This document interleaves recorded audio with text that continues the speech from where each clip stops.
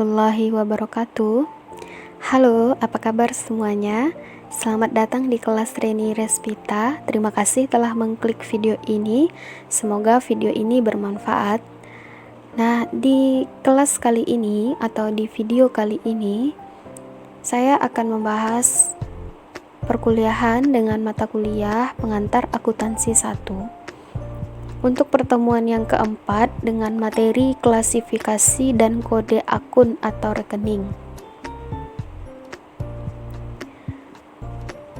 Di pertemuan atau di video sebelumnya sudah pernah dijelaskan mengenai definisi akuntansi dan ruang lingkupnya. Nah, kali ini kita akan membahas mengenai akun atau rekening, mulai dari klasifikasi sampai pengkodeannya nanti. Yang pertama kita lihat dulu apa sih pengertian dari akun atau account itu. Jadi masing-masing item dari laporan keuangan disebut account atau akun. Semua akun akan tersaji di dalam ledger atau buku besar. Nah, sudah dijelaskan juga mengenai jenis-jenis dari laporan keuangan sebelumnya.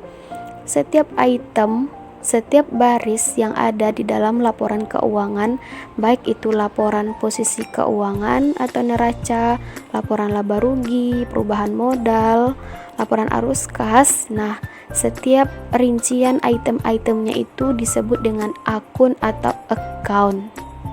Akun juga tersaji di dalam ledger atau buku besar. Nanti akan dipelajari apa itu buku besar. Kemudian, kumpulan dari akun-akun dari suatu perusahaan disebut ledger atau buku besar.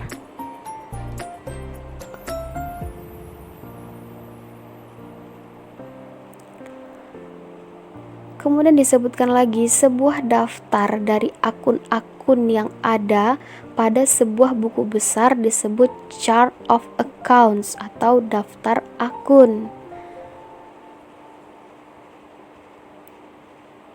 Nah, kemudian klasifikasi akun itu ada apa saja? Secara umum ada dua klasifikasi akun. Yang pertama adalah akun real, yaitu akun yang nampak pada neraca dan perubahannya akan selalu dilaporkan pada neraca periode-periode selanjutnya dalam kaitan dengan aktivitas operasi perusahaan.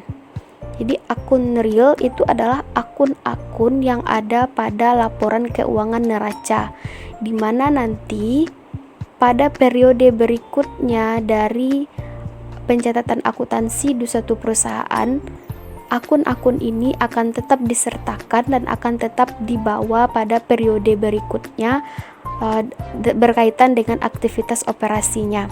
Itu yang disebut dengan akun real.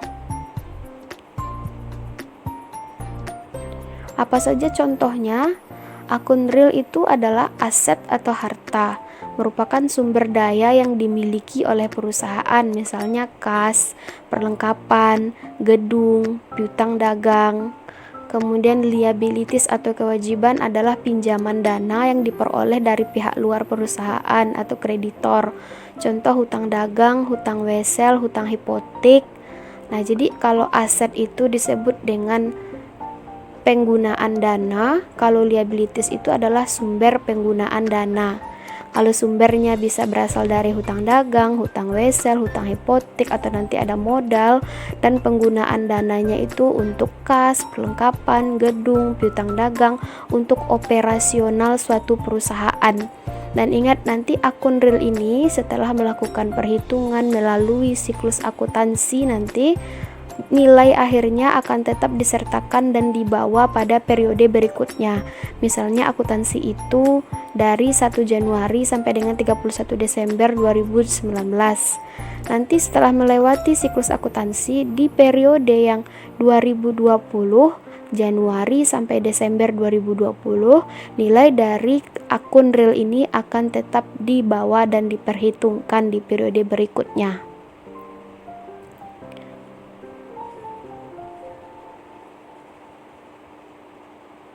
Nah, satu lagi selain kewajiban atau liabilities, ada lagi ekuitas atau modal.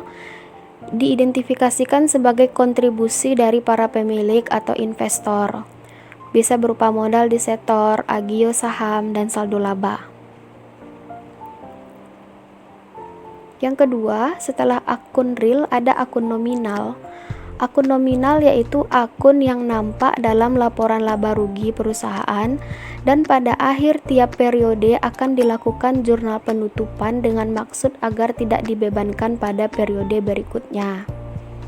Jadi kalau akun nominal untuk periode berikutnya tidak akan disertakan karena sudah selesai di periode itu dan sudah ditutup dengan melakukan jurnal penutup. Jadi memang dibebankan pada periode tersebut dan tidak perlu lagi dibawa pada periode berikutnya. Apa saja contohnya? Misal owner stakeholders atau modal saham adalah hak pemegang saham terhadap aset perusahaan. Modal saham, laba yang ditahan, dividen. Kemudian revenues atau pendapatan adalah kenaikan modal pemilik sebagai hasil dari penjualan jasa atau produk. Contoh pendapatan jasa, pendapatan komisi. Kemudian expense atau beban adalah penggunaan jasa atau aset lain untuk memperoleh pendapatan, misal beban sewa, beban gaji, beban lain-lain. Nah, ketiga ini klasifikasinya hanya diperhitungkan di periode akuntansi yang bersangkutan dan tidak akan dibawa lagi atau disertakan lagi pada periode berikutnya. Makanya disebut dengan akun nominal. Next, untuk membantu pembelajaran akun disimbolkan dengan huruf T. Contoh akun T. Untuk akun kas, kita buat bentuk huruf T, ada garis horizontal dan vertikal. Untuk akun kas, setiap akun harus mempunyai sebuah nama. Yang pertama, akunnya kas.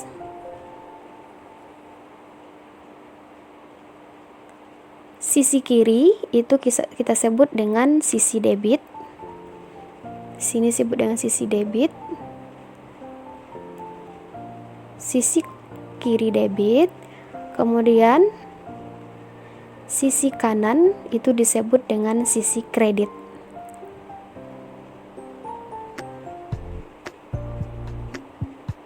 Nah, selanjutnya pada pertemuan sebelumnya juga sudah dipelajari mengenai persamaan dasar akuntansi. Sekarang kita lihat saldo normal pada persamaan dasar akuntansi. Masih ingat ya, kalau di persamaan akuntansi, aset sama dengan liabilities tambah owner's equity, atau harta sama dengan hutang tambah modal. Nah, saldo normal harta itu di debit, saldo normal kewajiban atau hutang itu di kredit, saldo normal modal pemilik itu di kredit. Artinya, di harta, jika harta mengalami kenaikan, maka diposisikan di sisi debit dan saldo normal awalnya berada di debit.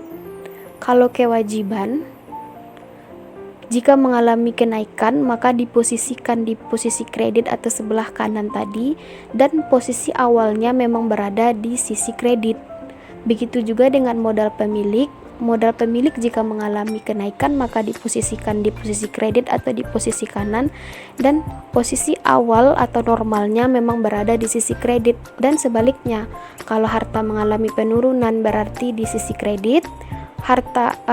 Kewajiban atau hutang mengalami penurunan, posisinya di debit, dan kalau modal pemilik mengalami penurunan, posisinya di debit. Nah, sebaliknya ya. Nah, kita lihat aturan debit dan kredit pada akun neraca dulu.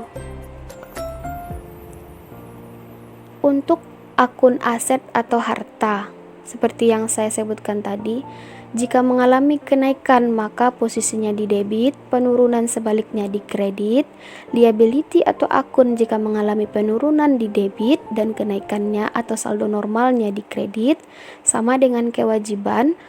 Modal juga jika mengalami penurunan posisinya di debit dan mengalami kenaikan atau saldo normalnya berada di posisi kredit, yaitu pada akun neraca atau ini juga akun real.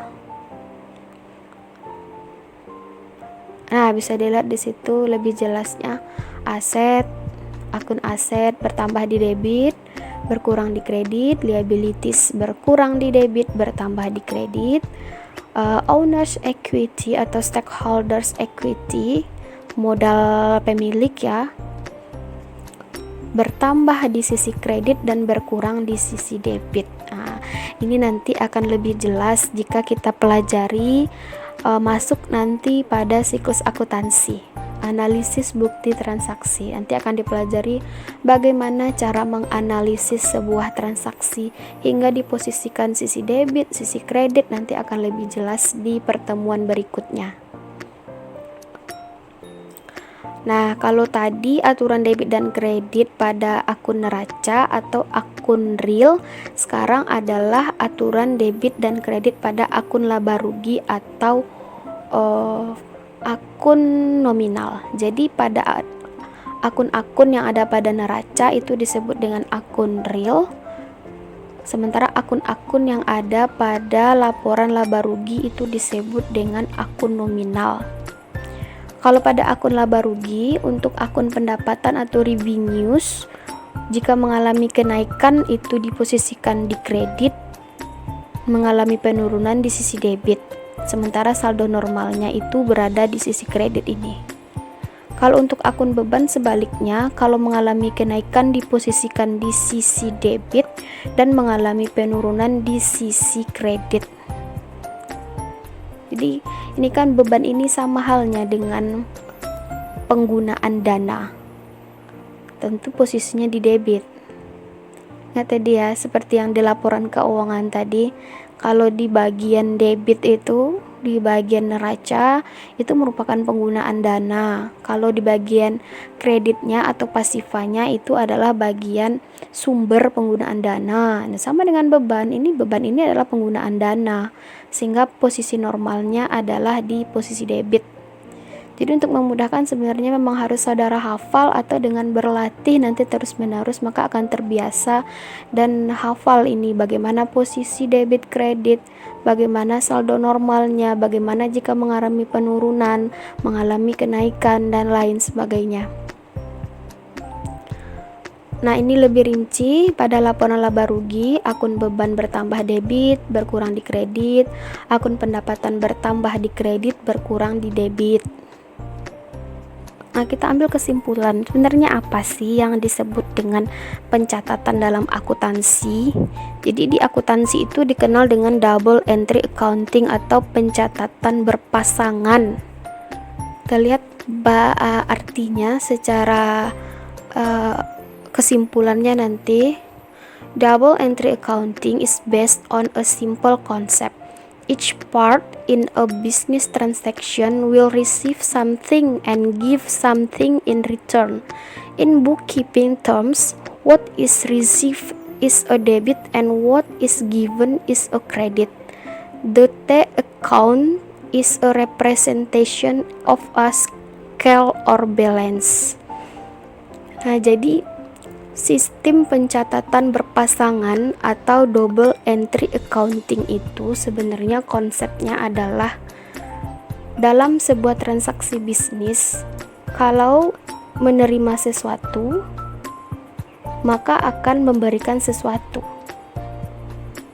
Dalam istilah pencatatan, apa yang diterima akan dibuat di sisi debit dan apa yang diberikan akan ada di sisi kredit. Dan T account yang sudah dijelaskan tadi itu merepresentasikan skala dari keseimbangan tersebut. Coba dilihat di bawah ini, dan neraca. Kalau ada menerima di sisi debit, maka ada mengeluarkan di sisi kredit. Akun T ini sisi kiri menerima debit, sisi kanan mengeluarkan kredit. Jadi sistem pencatatan berpasangan itu kalau membayarkan sesuatu maka akan menerima sesuatu. Misalnya nih seperti di pencatatan persamaan dasar akuntansi, seseorang menyetorkan modalnya, contoh saya mau buka usaha, saya mengeluarkan uang untuk modal atau disebut dengan modal sendiri senilai 100 juta rupiah, maka yang akan saya receive, tadi saya give itu berupa modal 100 juta, dan yang akan saya terima adalah bisa berupa tanah, misalnya seharga 70 juta, atau 30 juta lagi berupa kendaraan atau peralatan. Nah, itu berpasangan, ada yang dikeluarkan dan ada yang diterima. Itu yang disebut dengan double entry accounting.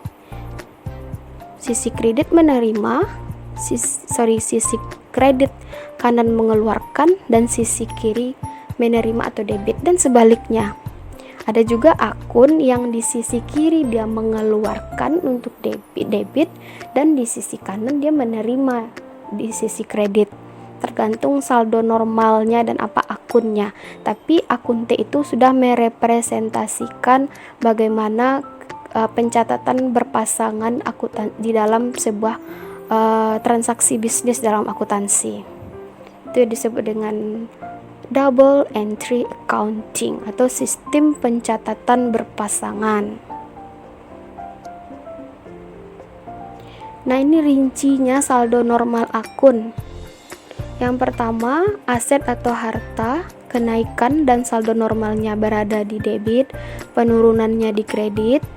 Sebaliknya, liabilities dan modal pemilik itu di saldo normal dan kenaikannya di sisi debit, sementara penurunannya untuk liabilities dan atau kewajiban dan modal pemilik untuk kenaikan dan saldo normal berada di sisi kredit, dan untuk penurunannya berada di sisi debit.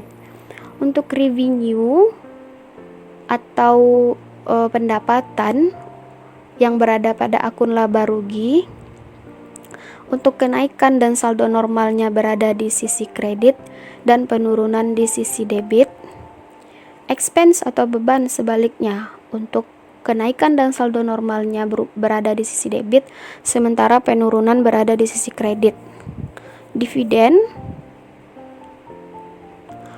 untuk kenaikan saldo normal berada di sisi debit dan penurunan itu berada di sisi kredit. Dividen itu adalah balas jasa yang diterima dari penanaman modal berupa saham. Oke, setelah klasifikasi akun, maka sekarang masuk kepada kode akun atau kode rekening. Akun itu juga disebut dengan rekening. Kode akun atau rekening merupakan framework yang menggunakan bisa berupa angka, huruf, atau kombinasi angka dan huruf. Untuk apa? Untuk memberi tanda terhadap klasifikasi yang sebelumnya telah dibuat. Jadi kan sudah dipelajari tadi itu akun itu ada apa saja, ada akun nominal, ada akun real. Nah, untuk memberi tanda terhadap suatu akun, dia bagian akun yang mana, maka harus dibuat kode.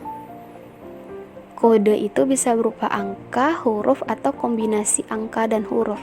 Jadi kode itu juga bisa dijadikan sebagai key atau kunci dalam pengolahan data akuntansi.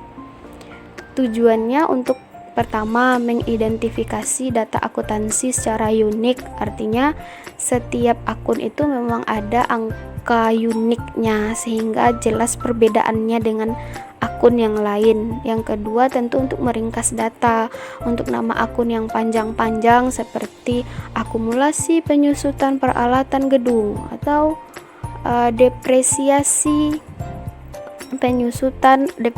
atau penyusutan peralatan, akan panjang nama akunnya sehingga dengan adanya kode maka lebih diringkas. Yang ketiga untuk mengklasifikasikan rekening atau transaksi, jelas nanti bagian akun yang real banyak. Nah, klasifikasikan lagi akun realnya untuk aset lancarnya, untuk aset tetapnya, untuk aset tidak berwujudnya, perlu diklasifikasikan lagi agar mempermudah.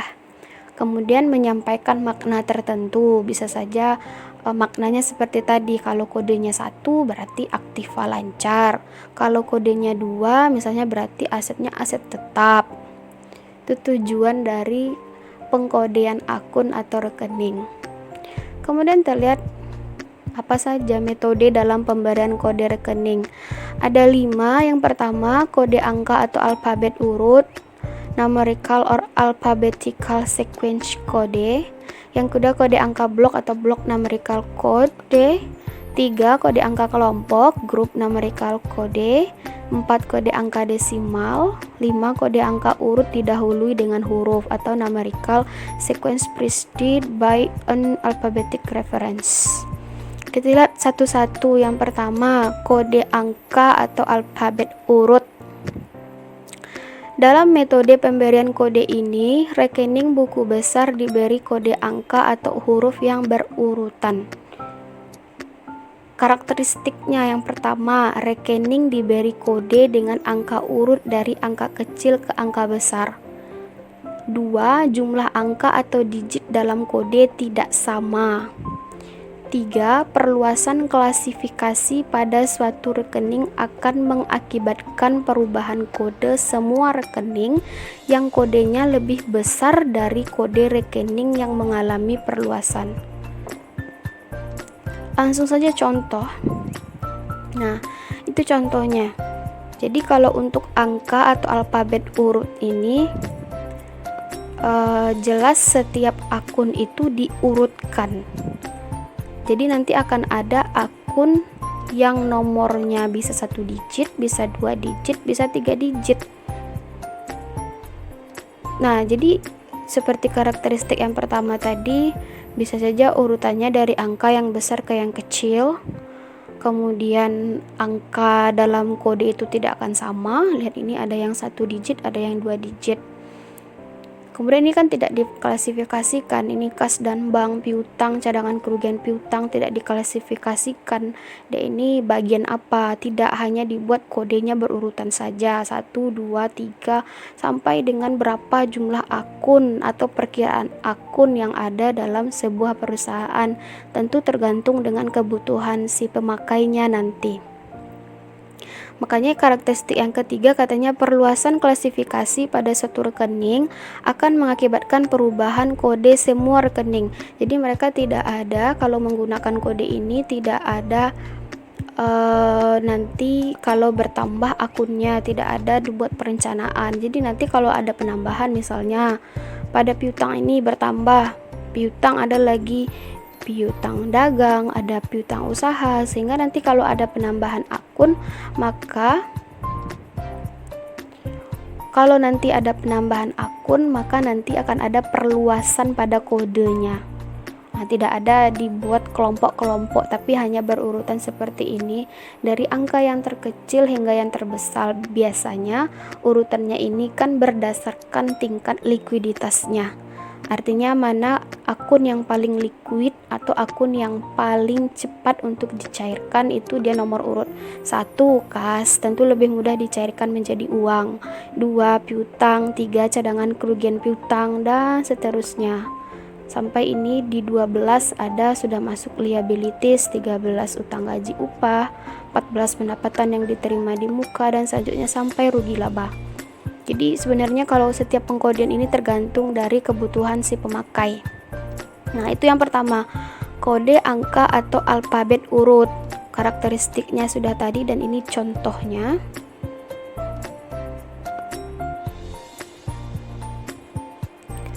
Kemudian yang kedua, kode angka blok.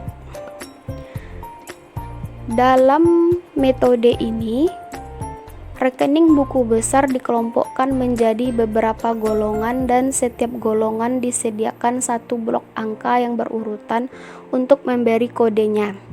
Karakteristik 1, rekening diberi kode dengan blok angka yang berurutan dari angka kecil ke angka besar. 2. Jumlah angka dalam kode tidak sama.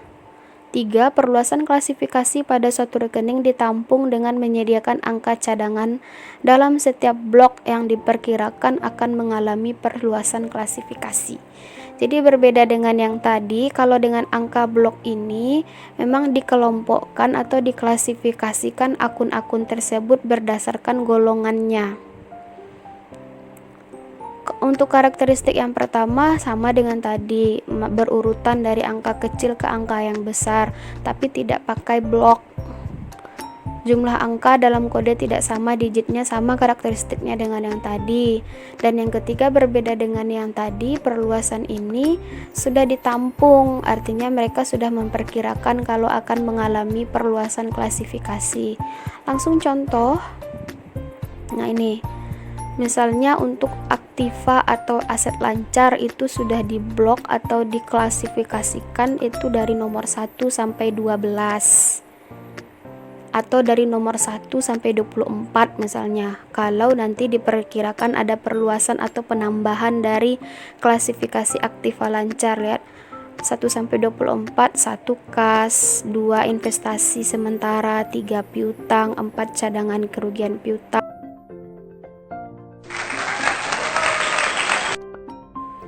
Yang ketiga, kode angka kelompok. Kode angka kelompok terbentuk dari 2 atau lebih subkode yang dikombinasikan menjadi satu kode. Kode angka kelompok ini mempunyai karakteristik sebagai berikut. 1. Rekening diberi kode angka atau kombinasi angka dan huruf, berbeda dengan yang tadi. 2. Jumlah angka dan atau huruf dalam kode adalah tetap. Nah, kalau tadi itu jumlahnya bisa 1, 2, atau 3, sementara di kode angka kelompok jumlahnya tetap atau sama. Yang ketiga, posisi angka dan atau huruf dalam kode mempunyai arti tertentu. Yang keempat, perluasan klasifikasi dilakukan dengan memberi cadangan angka dan atau huruf ke kanan. Contoh, untuk perkiraan aktiva 101 sampai dengan 199, kewajiban 201 sampai dengan 299 dan seterusnya sampai pendapatan dan beban lain-lain. Untuk maknanya sendiri itu memiliki makna yang berbeda-beda di setiap angka dalam kode. Misalnya untuk kode aktiva itu diurutkan dari 101 sampai dengan 199. Jumlahnya ini akan tergantung dari si pemakainya sendiri. Ini aturannya tidak baku. Untuk 101 sampai dengan 199 kita contohkan. 1 artinya adalah kelompok dari akun atau perkiraan aktiva. 0 biasanya merupakan kelompok aktiva yang lancar, dan 1 merupakan urutan aktiva yang paling lancar, biasanya berupa kas.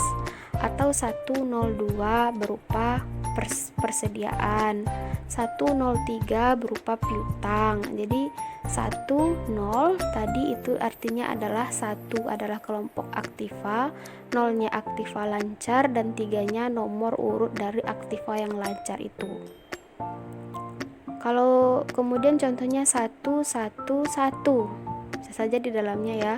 1 itu artinya merupakan kelompok aktiva atau aset. 1 yang kedua biasanya artinya merupakan kelompok aktiva tetap. Kalau tadi 0 aktiva lancar, ini 1-nya aktiva tetap, dan 1-nya lagi misalnya berupa tanah. Atau 112 berupa gedung, 113 berupa kendaraan, dan seterusnya. Selanjutnya, tiap angka dalam tiap nomor mempunyai arti tersendiri, seperti yang saya sebutkan tadi.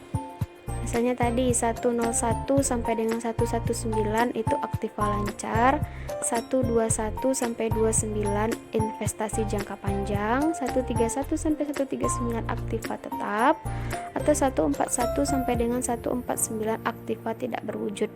Jadi ini akan tergantung dari kebutuhan si pemakai memaknainya seperti apa. Tapi setiap angka dalam kode itu memiliki makna. Nah, ini ada lagi contohnya yang lain. Nomor 101 kas di tangan, 102 kas di bank, 103 piutang usaha, 104 perlengkapan, dan seterusnya. Jadi angka 1, 2, 3, 4 yang paling kanan itu menandakan urutan dari aset-aset yang paling lancar sampai aset yang tidak lancar di dalam sebuah akun atau di dalam sebuah perkiraan. Selanjutnya kode angka desimal. Desimal berarti persepuluhan. Kode angka desimal memberi kode angka terhadap klasifikasi yang membagi kelompok menjadi maksimum 10 subkelompok dan membagi subkelompok menjadi maksimum 10 golongan yang lebih kecil dari subkelompok tersebut. Jadi ini untuk perusahaan yang butuh pengklasifikasian akun yang sangat banyak. Satu akun itu ada lagi klasifikasinya beberapa akun. Klasifikasi dari satu akun nanti ada lagi klasifikasinya dari beberapa akun, sehingga dibutuhkan kode angka desimal. Karakteristiknya, satu, rekening diberi kode angka yang berurutan, sama dengan tadi dari angka kecil ke angka besar. 2. Jumlah angka dalam kode tidak sama. Klasifikasi besar memiliki jumlah angka yang lebih besar lebih sedikit bila dibandingkan dengan klasifikasi rinciannya. 3. Perluasan klasifikasi pada suatu rekening dilakukan dengan maksimum pecahan tidak lebih dari 10 pemberian kode perluasannya. Dilakukan dengan menambah satu angka di sebelah kanannya. Langsung kita lihat contoh. Misalnya untuk akun persediaan bahan baku ada 10 golongan. Jadi biasanya untuk perusahaan manufaktur ya.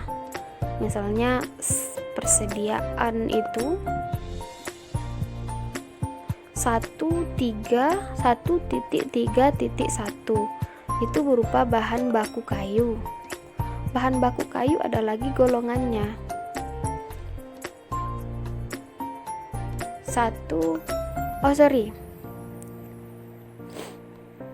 Untuk persediaan bahan baku dibagi maksimum 10 golongan. Untuk 1.3.1 berupa bahan baku kayu. 1.3.2 bahan baku ampas tebu. 1.3.3 bahan baku jerami, dan seterusnya. Atau contoh yang kedua di bawahnya. 1 itu adalah persediaan. Persediaan itu ada beberapa golongan. 1.1 persediaan suku cadang, 1.2 persediaan bahan penolong, 1.9 persediaan lain-lain. Nah, kalau di suku cadang ada lagi pembagiannya, berarti 1.1.1. Apa itu persediaan suku cadangnya? Atau contoh yang ketiga di bawah, 1.3.1.1 merupakan bahan baku serat panjang X Jepang, sampai berikutnya. Jadi semakin banyak klasifikasi dari satu akun, maka nomor akunnya akan ditambahkan di belakang atau di kanan angka sebelumnya, dan perluasannya pasti akan lebih banyak dibandingkan dengan kelompok atau golongan yang diklasifikasikan tersebut. Itu contohnya. Kemudian nomor 5 yang terakhir adalah kode angka urut didahului dengan huruf. Metode ini menggunakan kode berupa kombinasi angka dengan huruf. Setiap rekening diberi kode angka yang di mukanya dicantumkan huruf dengan singkatan kelompok rekening tersebut. Misalnya AL101, ATL112, MO245. AL itu singkatan dari aktiva lancar, ATL aktiva tidak lancar, dan MO singkatan dari modal. Nah, terakhir, apa yang harus dipertimbangkan dalam merancang kode rekening? 1. Kerangka harus secara logis memenuhi kebutuhan pemakai dan metode pengolahan data yang digunakan. 2. Setiap kode harus mewakili secara unik unsur yang diberi kode. 3. Desain kode harus mudah disesuaikan dengan tuntutan perubahan.